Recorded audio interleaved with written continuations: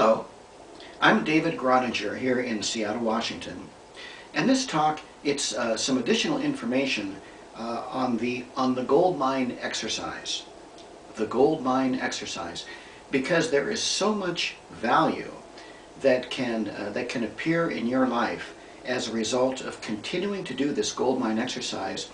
I wanted to explain a little bit more about it in this talk. Now basically the gold mine exercise, it is a process or exercise, or it's something you do whereby you ask yourself questions, kind of like if you were in a gold mine and you were looking for gold that you can extract or dig up from the earth and bring it to the surface, then take it to the marketplace and trade it for whatever you wanted. Well, the gold mine exercise for ourselves is when we look inside ourselves for value, the golden nuggets of wisdom, our skills, our abilities, and we, in having a greater appreciation of our value, wherever we go, whatever we do, there are a lot more benefits that happen for us because of the way we present ourselves from this viewpoint of a higher self-worth, of a greater self-appreciation. So basically the kinds of questions you ask yourself in this exercise, and you can create any questions you want, but the idea is to find questions that the answers are golden nuggets. For example, ask questions about what are some of your best skills? What are some of the skills you most enjoy using? What are some of your abilities? And what is your best and highest wisdom? What are some of the most interesting things that you picked up in your education? What are some of the greatest insights or realizations about life or about yourself or about other people that you've come across? Ask yourself, in what way have you benefited other people? In what ways, did you offer some kind of a service that really benefited a lot of people and you got a lot of positive feedback on it? What are some of your best strategies in empowering yourself and empowering others? What are some of the best things you know about staying healthy, about staying happy, about managing all of the resources in your life, things like this? What are some of the experiences that were very inspirational or uplifting? So you ask yourself questions and you make a list of the answers. You write down the answers, and you'll find that if you do this exercise regularly, you're going to find certain areas that keep coming up as far as where there's a lot of wisdom, where there are a lot of abilities and skills. So you don't do this exercise only once. Well, you could with some benefit, but if you keep doing it, here's what's going to happen. You're going to find some of the areas of these golden nuggets, you're going to find a whole mother lode, whole veins of precious metals, you're going to find a whole bunch of more deeper and deeper levels of skills, abilities, and wisdoms, insights on these certain nuggets. And you're going to find other things that at first were not as valuable. Because as you look for value in your life experience, one of the things that happens is you start to develop a paradigm or a perspective of value. In other words, as you look for value, it's as though the lenses of your eyes are starting to bit by bit change into filters which see more value. So when you've done this exercise 25 times, maybe you do it once a week or a couple times a week, on the 25th or 50th or 100th time of doing this exercise, you're going to identify value in your life that before you didn't even think was valuable at all, or you didn't even see at all. One of the other benefits of an exercise like this, and of many introspective types of exercise where you're exploring, you're looking for something of benefit, is that the more you do it, the better you get at doing it, the better you get at looking and at exploring and at finding valuable things. So the gold mine exercise, the whole overall purpose is to give yourself a greater sense of self-worth so that you can more clearly define for others, but particularly for yourself, the value that you have. Because whatever marketplace you go into, whatever product or service you're actually offering in the marketplace, when the person doing the offering, that is you, are a person of greater value, then it reflects toward the product or service that somehow the end user, or the customer, the consumer, the client, the person who benefits from the service, they see the product or service as having greater value for them if the person presenting it to them is a person of greater value. The whole experience of the exchange and of the delivery of this product or service is a more valuable experience for the consumer. So one of the benefits of this gold mine exercise, as I said, you're going to discover value from your experience. Also, as your ability to see value increases, you're also going to see more value in the people you work with. You're going to identify some of their key strengths and abilities and wisdoms. And this is going to create a higher level of respect for them.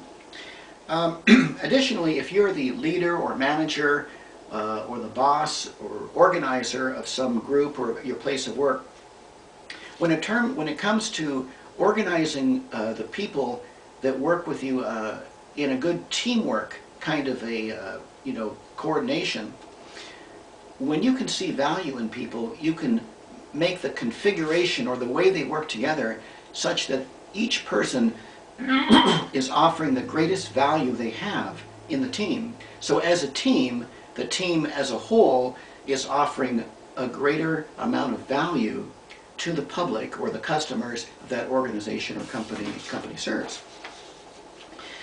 Additionally, as you identify value in others, they will see you as a more valuable person too.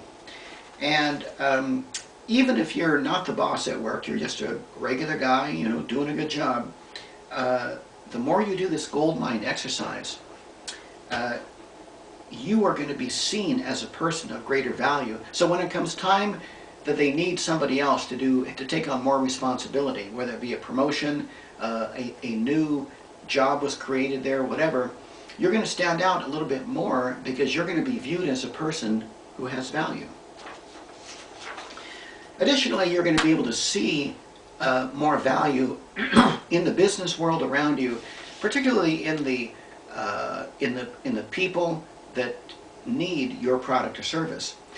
And therefore, you'll look at the world as a very abundant, rich place that has plenty of resources, money, to trade to you in return for whatever product or service you're going to give to the world.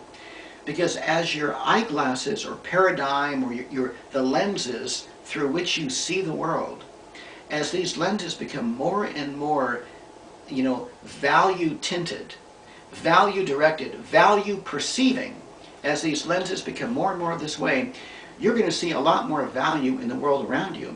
And when you hear in the newspaper that the world economy is not doing well, you're going to know better. You're going to know that there are 7 billion people in this world. And even if money is a little bit tighter because banks and financial companies are lending a little bit more stringently in times like this, you're going to be able to see value far beyond dollar bills in terms of what can come back to you for the service. You won't be limited by just one form of currency or one expression of value. The more value you see, the more expressions of value you see, and the more enthusiastic you're going to be about marketing your services and products and delivering them and doing business and making, expanding and making your business grow.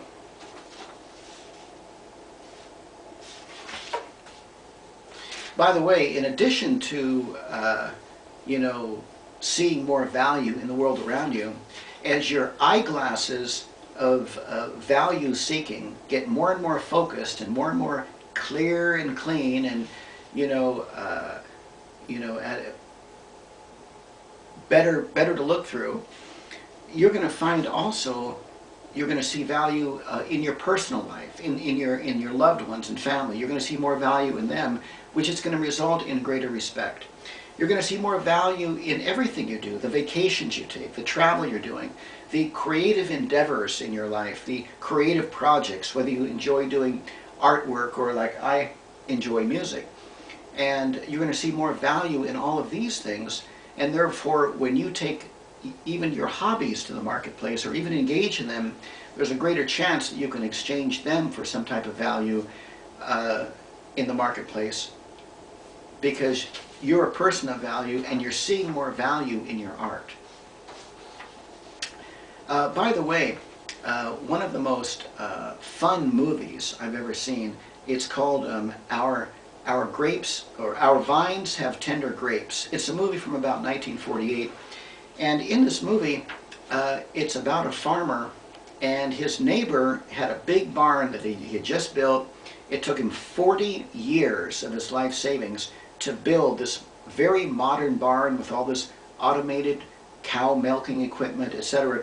Anyway, just about a month or two after the barn was in operation, a lightning storm happened, and the barn burned down. He lost everything. All the animals were killed. Everything was lost, and he did not have insurance because he wanted to save money. So he lost 40 years of savings in just one night because of these of lightning.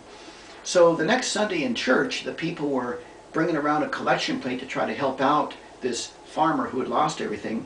And since the town was land rich but cash poor, they were only able to get about $20 for this guy, and so obviously it was like nothing. Well, then the daughter of this one farmer that the main story is about, she offers to give her pet calf to the farmer. And as soon as she did that, all the other farmers realized that they had all kinds of things they could give to the farmer. And so they started pledging horses, cows, sheep, pigs, bushels, hay and lumber so he could build another barn, and tractors, all kinds of things that they had. So at first they were looking at, how could they help this farmer from a more narrow viewpoint, a narrow perspective of just cash. But as soon as the little girl said, hey, what about I give him my calf? Then all of a sudden everybody realized, oh, we don't have to limit our value in giving to this farmer that lost everything just by cash. We can give him all kinds of things. And within just a few minutes, they pledged more than enough to completely restore the loss of his barn and all his animals. So it's a very clever story and a wonderful story. It's called Our Vines Have Tender Grapes. Stars Edgar G. Robinson as the farmer. Margaret O'Brien was the little girl, his daughter. Well, one other idea about being a person of value, and that is this. Imagine if you went into a clothing store and you had $10,000 in cash and you were looking for some clothes. Would there be any problem in your having the confidence that you're going to be able to buy some clothing that you want? Well, probably not. And if people were rude or they weren't helping you, or they say, oh, I'm too busy to help you, whatever, you wouldn't think twice about just going to the store next door, because you have the value that's required in order to get what you want. On the other hand, what if you went into that store and you only had $1? And now what are you going to do? Are you even going to look at the clothes, or are you even going to go in the store at all? Or if people can't help you there, are you ever even going to go into another store, to that day to look for clothing? So the idea is that when you have value, it's easy to get what you want, and you don't question the idea that you have a right to what you want. But what if, for example, you actually did have the $10,000, but you didn't think you did? What if for some funny mental reason you forgot that you had it in your pocket, or maybe somebody had given it to you in some form of an inheritance, but you never knew about it? It was the paper was lost. Even though it's in an account in your name somewhere, you don't know about it. So here you have the resources to buy the clothing, but you don't think you do. And because you don't think you do, you're not going to be asking very much for what you want. So it's similarly with the idea of value. Value as a person, value of your wisdom, your skills, your education, your perspectives on life, your experiences with already being of service to other people. If you don't do an exercise like this, or if you're not keen or mindful of your value, it's like the person who actually had the 10,000 but didn't think he did. Consider all the value that you have. And I believe we all have more value, so much value, we can never find all the value. That's how much in it. It's basically an inexhaustible gold mine of value that you and I and each of us have.